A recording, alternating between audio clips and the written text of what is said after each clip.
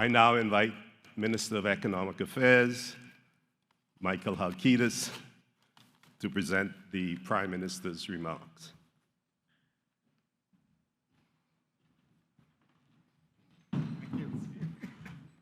Thank you very much, Mr. Roberts. Good morning, ladies and gentlemen. I know you were expecting the Prime Minister, and I extend apologies on his behalf that he was not able to be here with you this morning.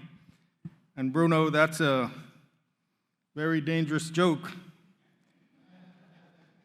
It suggests ambition, which is a very dangerous thing in politics. But I'll forgive you, just once again to extend apologies on behalf of the Prime Minister. But such a pleasure to be here with all of you this morning to welcome you all to the 2024 Nassau Conference.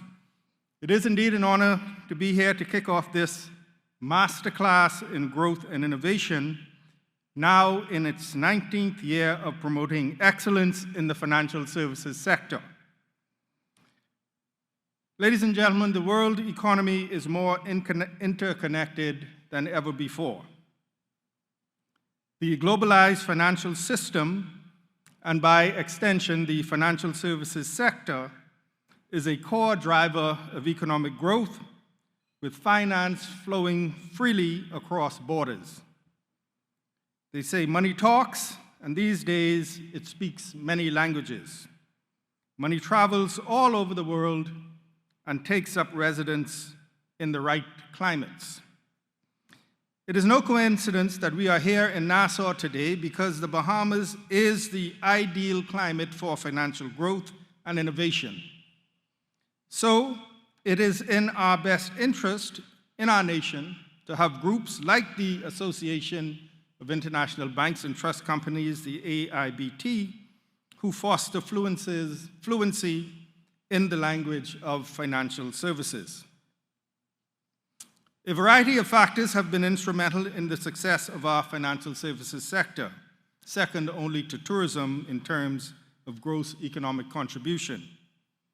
Our jurisdiction offers political and economic stability, a robust regulatory framework, and globally compliant financial services products to meet investment and wealth generation needs.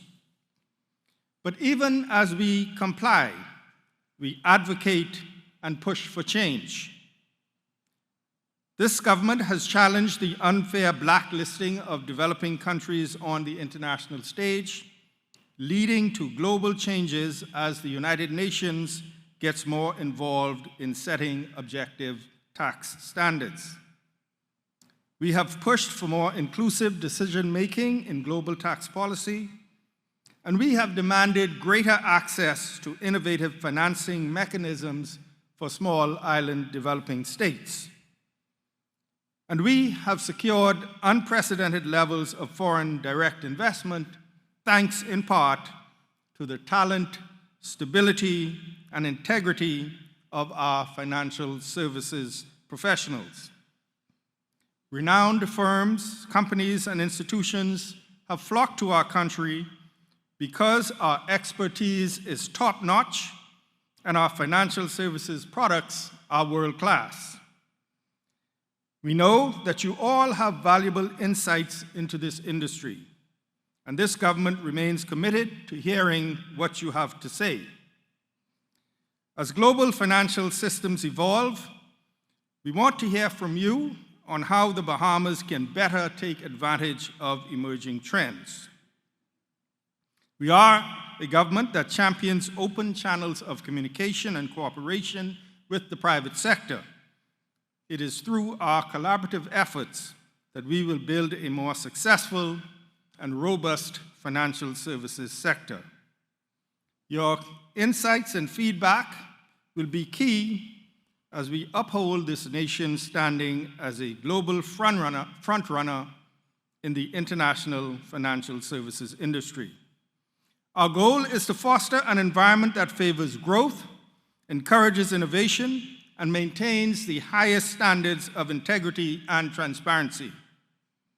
As we diversify our economy and invest in the untapped potential of not just the financial sector, but every major industry in our country, we do so with a profound commitment to one of the guiding principles in our blueprint for change, Bahamian empowerment.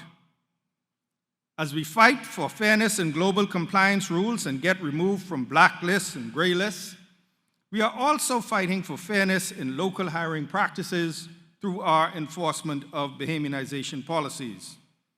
As we seek to ensure that everyone pays their fair share, we are introducing the Qualified Domestic Minimum Top-Up Tax to ensure that multilateral enterprises, multinational enterprises, based in the Bahamas making over 750 million euros per annum observe their tax obligations in compliance with OECD standards. The initiative epitomizes fiscal fairness. And it will create a new substantial source of revenue that will ease the burden of the Bahamian taxpayer and hopefully eliminate our budgetary deficits in the very near future. As we seek more fairness in the global financing regime to invest in a resilient future, we are creating our own vehicles like blue carbon credits, the Bahamas Sustainable Investment Program, and other investment opportunities to ensure that we can fund a sustainable and prosperous future for all people while giving investors opportunities to invest in sustainable and profitable causes that positively impact our nation and its people. I believe, and I'm sure you will agree with me, that we have something special here in the Bahamas. We have worked to build this beautiful nation, and we have to work hard to ensure it continues to prosper. Financial services has a key role to play in our prosperity. I want to thank you all for your support in this regard, especially to the AIBT, which has energized the industry with this conference since 2005. Let us embrace growth and innovation, and may we have an exciting, productive, and progressive conference. Thank you and good morning.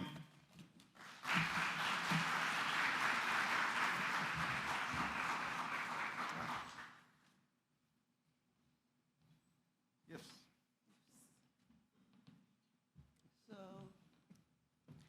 Minister Halkitis, just on behalf of AIBT, the Board of Directors, we want to just say thank you for taking time to step in on behalf of the Prime Minister, and there's nothing wrong with a little ambition. I have to give this to him, or I could? Well, you did the work, so I'll let you decide.